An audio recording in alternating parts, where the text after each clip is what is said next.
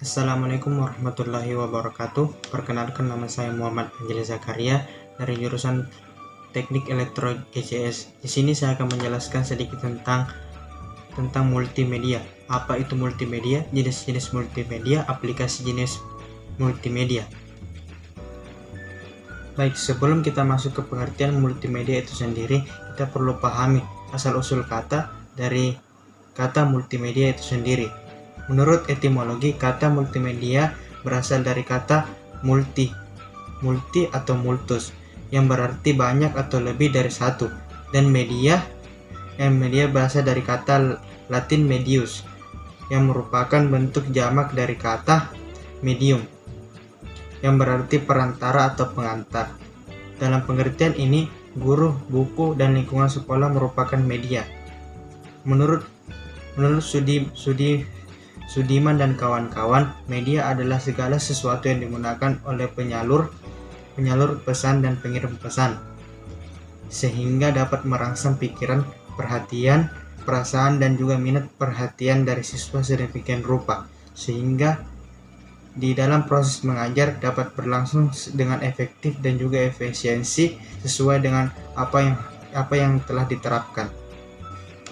Pengertian multimedia.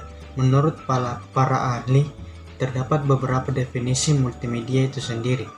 Menurut Ross pada tahun 1996, multimedia adalah kombinasi dari komputer dan video, sedangkan menurut Turban pada tahun 2002, multimedia secara umum merupakan kombinasi dari 3 elemen, yaitu suara, gambar, dan teks.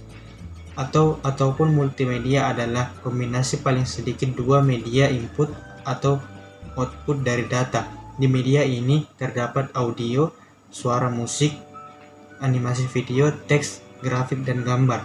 Menurut Robin dan Lindan pada tahun 2001, multimedia merupakan alat yang dapat menciptakan presentasi yang dinamis dan interaktif yang mengkombinasi teks, grafik, animasi, video, dan gambar video. Menurut Foster pada tahun 2001, multimedia adalah pemanfaatan komputer untuk membuat dan menggabungkan teks, grafik, audio, gambar bergerak, atau video animasi dengan menggabungkan link tools yang memungkinkan pemakai melakukan navigasi, berinteraksi, berkreasi, serta berkomunikasi dengan baik. Lanjut ke materi selanjutnya. Terdapat 6 elemen dalam multimedia, diantaranya teks.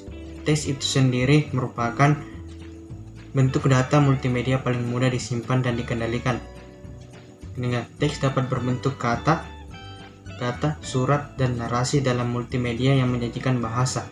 Kebutuhan teks tergantung pada penggunaan aplikasi multimedia itu sendiri. 2.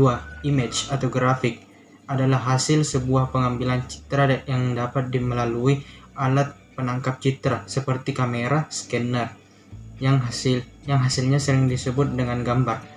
Gambar biasa berwujud sebuah ikon, foto, maupun simbol. Ketiga, audio atau suara adalah komponen multimedia yang dapat berwujud seperti narasi, musik, efek suara, atau penggabungan di antara ketiganya. Keempat, video.